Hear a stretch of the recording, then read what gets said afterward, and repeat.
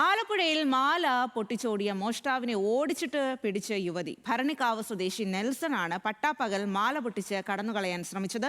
കൃഷ്ണപുരം കാപ്പിൽ കിഴക്ക് സ്വദേശി രജനിയുടെ മാലയാണ് കവർന്നത്.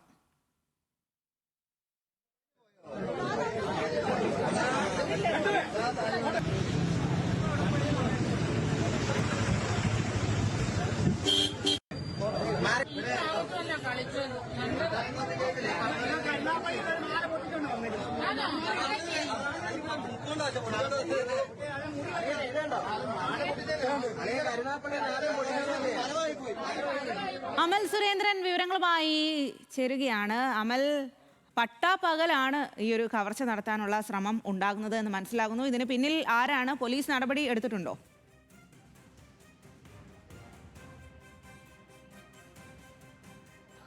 സ്വാതി, ഇതിന് പിന്നിൽ ഉള്ള അല്ലെങ്കിൽ ഈ മോഷ്ടാവായിരുന്ന നെൽസൺ, ഇദ്ദേഹം ഭരണിക്കാവ് സ്വദേശിയാണ്. ഈ നെൽസനെ ഇപ്പോൾ പിടികൂടിയിട്ടുണ്ട്. പോലീസ് ഇതിൽ കേസെടുത്തിട്ടുണ്ട്. ഇന്നലെ വൈകിട്ടോടു കൂടിയാണ് ഈ ഒരു സംഭവം ഉണ്ടായത്. ഈ ആലപ്പുഴ കായംകുളത്തിനടുത്തുള്ള ഭരണിക്കാവ് എന്ന പ്രദേശത്താണ് ഈ സംഭവം ഉണ്ടാകുന്നത്. ഈ കൃഷ്ണപുരം പഞ്ചായത്തിന് അടുത്തായിട്ട് ബിൽഡിംഗ് പ്ലാൻ വരച്ചു നൽകുന്ന ജോലി ചെയ്യുന്ന ഒരാളാണ് രജനി എന്നത്. ഈ രജനി കൃഷ്ണപുരം പഞ്ചായത്തിലെ കൗൺസിലറുടെ ഭാര്യ കൂടിയാണ്. ഇവരുടെ ഓഫീസിലേക്ക് നെൽസൺ എത്തുകയും അതിനുശേഷം ഇവരെ പിന്നിൽ നിന്ന് സ്ക്രൂ ഡ്രൈവർ ഉപയോഗിച്ചുകൊണ്ട് കുത്താനുള്ള ഒരു ശ്രമം നടത്തുകയും ചെയ്തു. അതിനുശേഷം ഈ ഒരു ശ്രമം രജനി ചെറുത്തതിനെ തുടർന്ന് കഴുത്തിൽ കിടന്ന മാല പൊട്ടിച്ചുകൊണ്ട് ഓടുകയായിരുന്നു.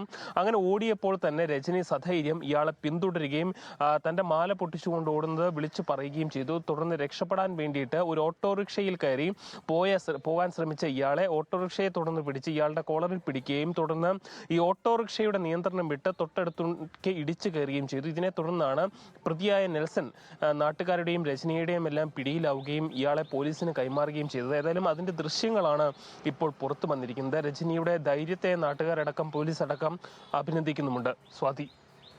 ശരി അമൽ.